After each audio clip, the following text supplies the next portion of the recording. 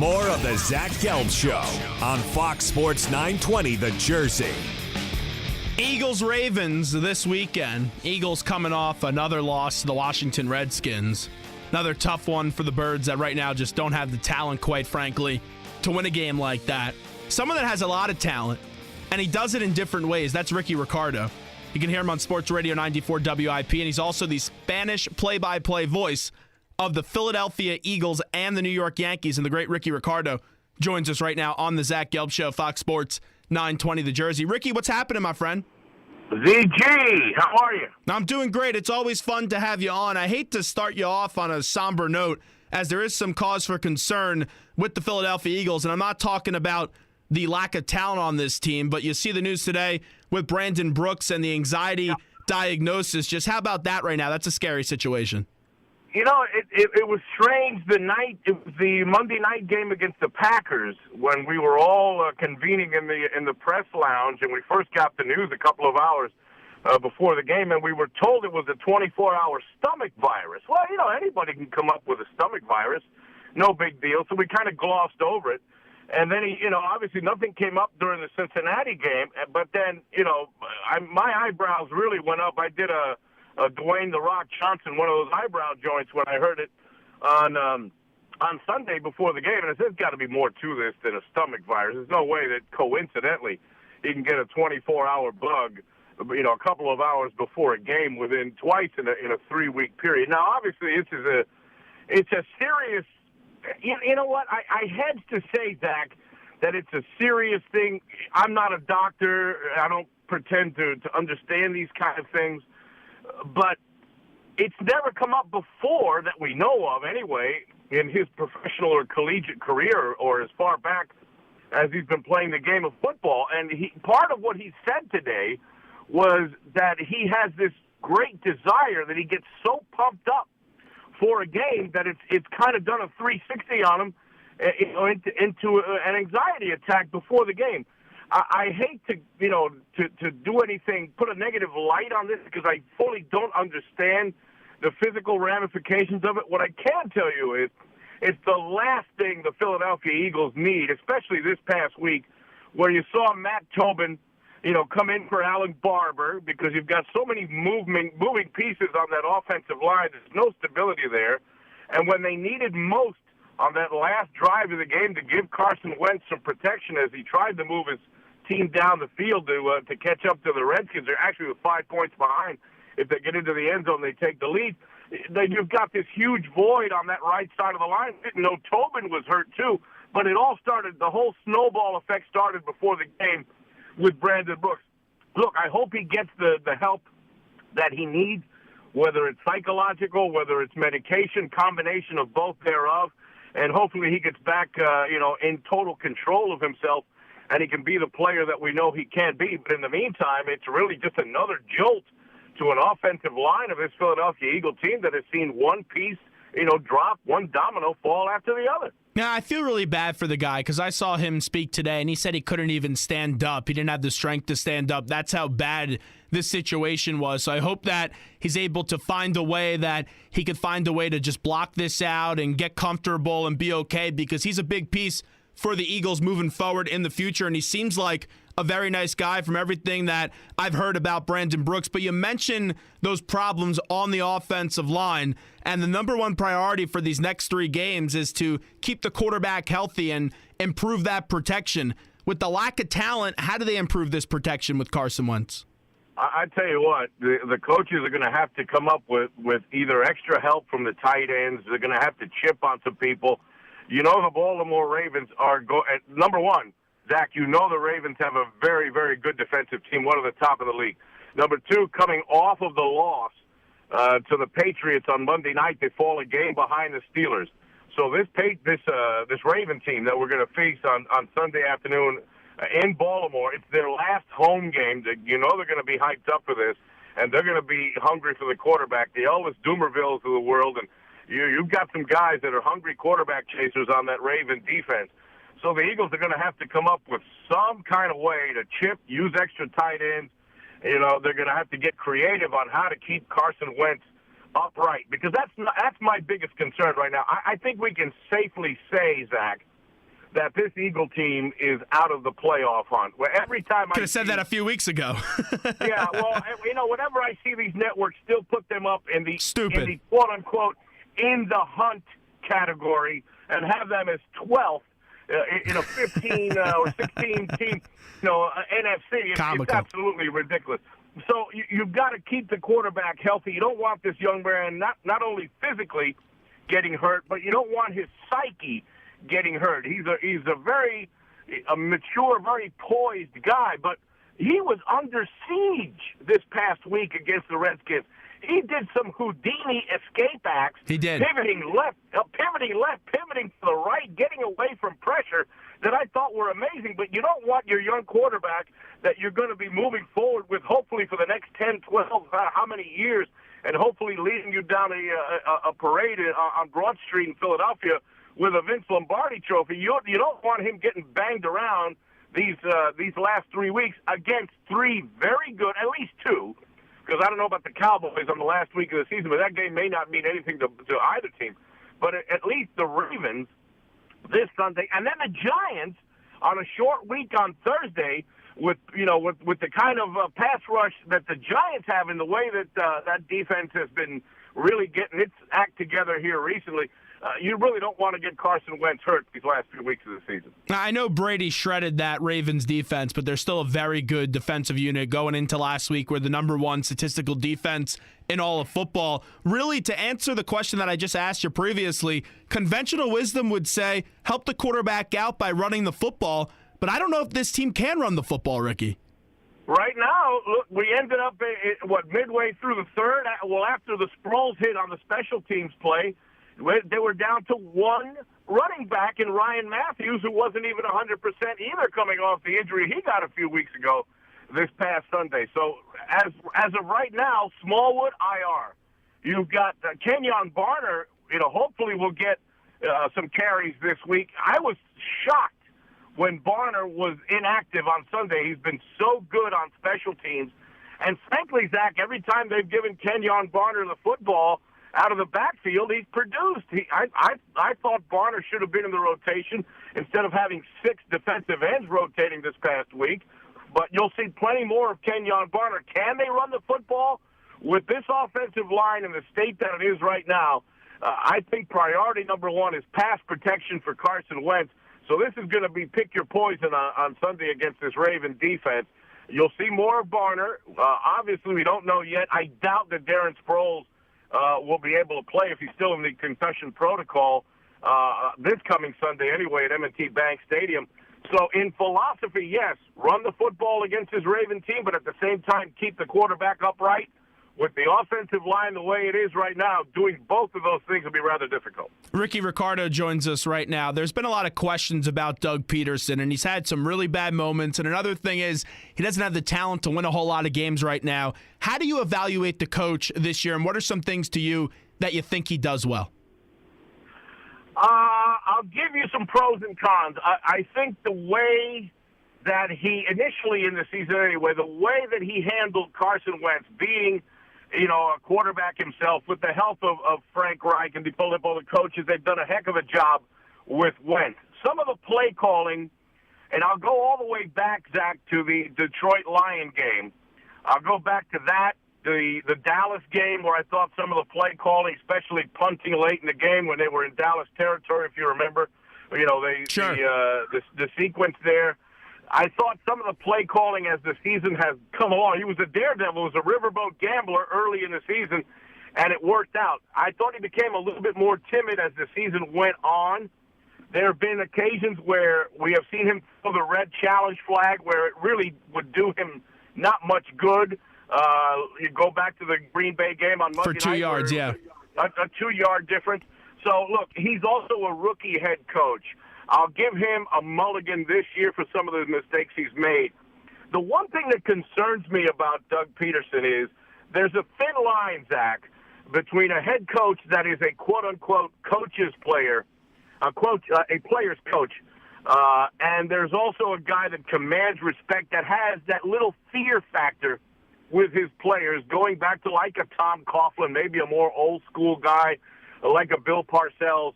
Peterson seems to be one of those guys that likes to be the player's friend, and I don't know to what level you have to really cut the pie in the middle and be a respected, slightly feared, at least fear for your job figure, as compared to being buddy-buddy and head coach and with the players as a head coach. There's a thin line that has to be drawn there that I don't know if Peterson has reached the happy median just yet. I couldn't agree with you more, because even going into the year, when I was at training camp and I hear everyone say, oh, we love Doug, he's a player's coach, I came on this show and I said, you could be a player's coach, but you can't be a doormat. You can't be someone that the players just walk all over you. And I hate to go back to this thing that happened now several weeks ago, but that Nigel Bradham incident before the bye week, the coach says, hey, don't do anything stupid. Don't screw up the 3-0 start and make something negative in the media about something about our team. And Nigel Bradham heard that message and just elected to ignore it. Yeah, well, there's been, as you know, several incidents with players this year. Huff getting, one day the coach is saying, well, we're going to work with him. The next day the general manager's cutting him. There have been incidents like that, or just going back a couple of weeks when Carson Wentz is saying, no, it's not my mechanics, after Doug Peterson's telling the media that he sees flaws in his young quarterback's mechanical skills. So there obviously is a disconnect. I don't know if it's a huge disconnect somewhere within that Eagle locker room, but there is. Not everyone is completely 100% on the same page. Look, it's growing pains. I get it. I don't think it's a major issue that requires eliminating the man from his position or anything like that right now. Like I said, I'll give him a mulligan for year number one because we saw enough good things, especially early in the season, to indicate that Doug Peterson can be a successful head coach moving forward. But I would like to see, starting in training camp next year, maybe a little bit more discipline from his point of view as the head coach to the players. Rickie RIcardo with us right now on the Zach Gelb Show. Rickie, I agree with you. I'm not someone that's getting on this show. I understand this team doesn't have a lot of talent. Yes, there's definitely some concerns why you should be a little not feeling great about this head coach. I'm going to give him another year. He deserves that. But we do have a poll question today, and this is one of those hypothetical radio questions. Who would you rather have be the coach of the Eagles? Let's say if the job was opened up this year, and here are the three options. Doug Peterson, the current coach, Josh McDaniels, the OC of New England, or Steve Spagnuolo, the defensive coordinator of the Giants. Out of those three options, who would you want to be the coach of the Eagles? That's a trick question, Zach. All right, I'm going to give you the answer from my heart. And obviously being part of the Eagle organization, like I said, I'm going to give Doug Peterson a mulligan and give him another year. Look, I wasn't knocked out. If I was so impressed by the job that Josh McDaniel did as a head coach in Denver, I might sway that way. If I thought Steve Spagnuolo, who I like personally and as a coordinator, I should say, had done such a really good job as a head coach in St. Louis, then maybe I would look that way. But of those three choices, you're giving me two guys that failed in their first attempt at being a head coach, as compared to a guy who still hasn't even finished completely his first season. So for that reason alone, I'll go with Doug. Right now, the public does agree with you. 50% say Peterson, 30% say McDaniels, and 20% says Steve Spagnuolo. Rickie RIcardo, really the bigger issue here is where's your confidence in Howie Roseman? Because if you look at Howie Roseman, these next two drafts are going to define this era of Eagles football. Where's your confidence in Howie? You know what? I am one of the few people that has a good opinion, a very strong opinion on Howie Roseman. All right? I will give you that there have been some choices made. If you want to go back to Marcus Smith, if the findings, I said, with all this, maybe the Russians hacked somebody's computer. I don't know. But if we want to pin Marcus Smith on Howie Roseman, then if you want to look at it that, there's always been the debate, was that Howie was that chip. If you want to pin that one on Howie Roseman, then, that's a thumbs down.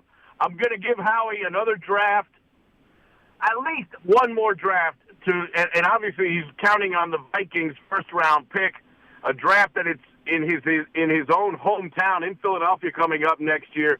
But I agree with you. I'm going to give Roseman two more drafts But I actually think in my conversations with Howie that I've had off the record and on the record, I have maybe a little bit more confidence in Howie Roseman than some of my counterparts in sports talk radio and Eagle media all around, whether it be newspapers or electronic media. I happen to be a little bit more of a Howie guy than the majority of the guys in Philadelphia right now. I think he can get the job done, and I need to be proven wrong. I think in the next two drafts, if he doesn't prepare between the draft some free agent signings that may not have to be the dream team style, the best available, but get some of these guys that can fill some holes at a moderate price.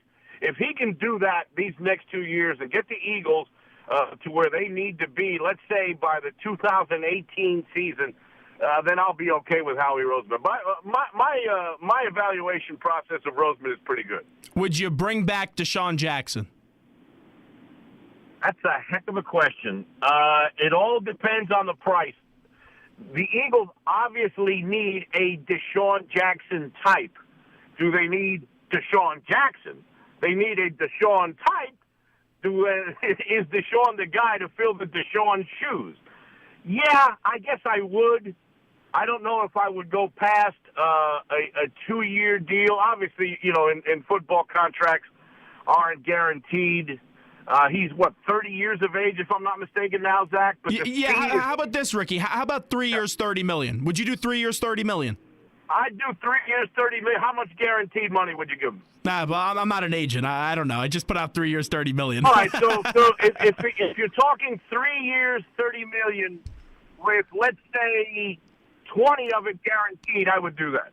But I wouldn't go any further than 20 guaranteed. Okay, fair enough. Rickie RIcardo with us right now. I just want to get your thoughts on Zach Ertz because we've seen him being clearly up and down, and you just saw that the last 2 weeks. I didn't think the effort was there against the Bengals, and then he bounces back rather nicely against the Redskins. Just what's your evaluation on Zach Ertz? Up and down. He's had an up and down season.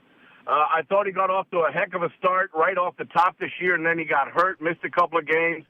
Since he has come back from the injury, and I guess that would have been back at the Redskin game, if I'm not mistaken. He's had good moments and bad moments. He's not Rob Gronkowski, but he is a useful part. I questioned his effort also against Cincinnati. Look, he did some damage to Matthews in the Packer game a couple of Monday nights ago. So I've seen good moments from Zach Ertz and bad moments from Zach Ertz. I think he has not fulfilled the promise and the potential that we all saw coming out of Stanford. So I'm going to give him a C. If I had to give him a grade on an A to F basis this year, I'd give Ertz a C. He's had some good moments. He's got good chemistry with Carson Wentz. If you can eliminate that pass in the end zone, the interception from 3.5 yards away on Sunday afternoon, when even Wentz said he was waiting for Ertz to go one way and the ball went the other. But outside of that, they've had decent chemistry this year, the quarterback and the tight end. But especially on some blocking assignments that I've seen him miss, he's had ups and downs. I'll give him a C. Since you do the Yankees as well, what did you think of the Chapman move? Loved it. Absolutely loved it. I don't live very far. I make my permanent residence in South Florida. I'm talking to you from South Florida. No, how about that? Aroldis lives maybe 10 minutes from me. His neighborhood is, 10 times better than mine. Very ostentatious in his neck of the woods. No, but I can say we're in the same county. How about that? Fair enough. Yeah, we're both in Broward County, Florida. But no, I was pleased. He had told me from the day he left that he loved it in New York. He wanted to be back with the Yankees. He never made that a secret.